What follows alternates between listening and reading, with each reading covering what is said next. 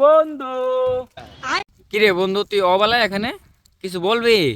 বল বল, তাড়াতাড়ি বল, আমার আবার একটু কাজ আছে।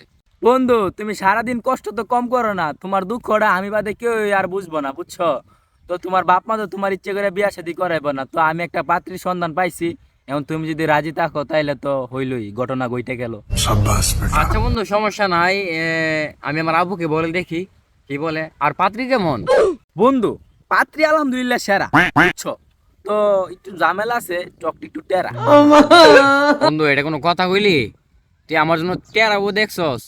আমি তো মরে গেলে জীবন ওই মেয়ের বিয়া করতাম না। আরে বন্ধু, এটা কোনো সমস্যা হইলো?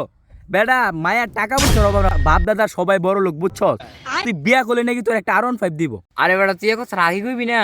এ কথার বেলা আমি আমার আব্বার শোনানোর প্রয়োজন মনে করি না। চল এক্ষুনি গিয়ে মায়ের বিয়া করালে আমার। বাহের আগে বন্ধু বিয়া ঠিক করছে, এখন নাকি একটা R15 দিব। তুই আমার ভাই না, তুই আমার বোন। কি করে